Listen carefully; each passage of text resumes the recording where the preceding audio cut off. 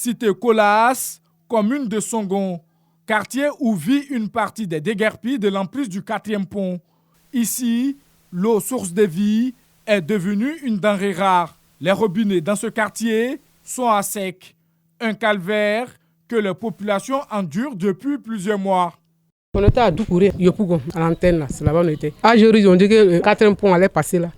Donc c'est pour cela qu'ils nous ont dit on n'a qu'à venir ici. Le problème d'eau là, c'est ça qui nous fatigue. Ça nous fatigue, mais vraiment.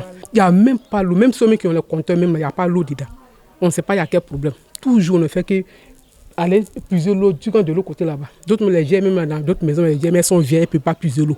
Elle ne sait pas comment. Moi, comme c'est là, ma maman elle est très vieille. Elle doit aller chez mon mari, mais à cause d'elle dessus là, parce qu'il n'y a pas l'eau. On paie l'eau par semaine dans Katakata petit là. C'est ça, on pisse dedans. Voilà, on envoie 2500. Comme alternative, les habitants de la cité s'approvisionnent au marigot situé dans les encablures de la cité. Tous les jours, on vient puiser l'eau parce qu'il n'y a pas d'eau chez nous. On est venu, ça vaut 3 ans. On a compté, mais on n'a pas d'eau. Donc nous, on est fatigué de puiser l'eau. On ne sait pas comment on fait. On ne pouvait pas avec. On fait tous les ménages avec. Mais on fait comment?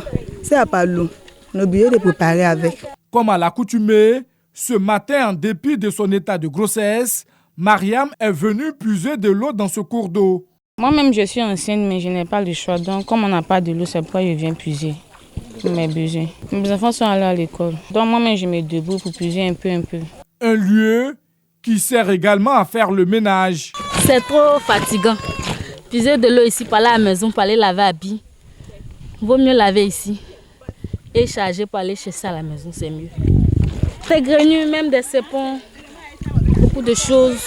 Les vers, guignets, tout ça, souvent ça rentre dans les enfants, ça rentre dans leur corps. On vient avec les enfants. Quand on vient laver habits, il n'y a pas quelqu'un pour les laisser à la maison, donc on les envoie ici. Donc pour le moment, quand on lave habits, les enfants ils jouent dans l'eau.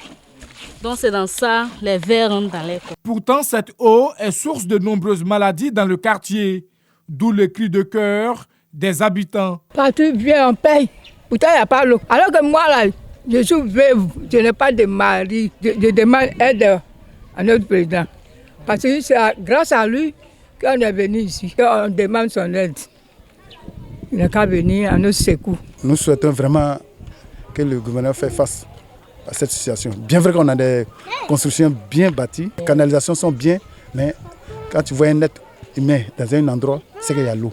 Mais quand il n'y a pas l'eau, il n'y a pas de vivre là-bas. La problématique de l'eau potable est une préoccupation majeure dans ce quartier de la commune de Songon. Une solution pérenne à cette situation soulagera à coup sûr les populations.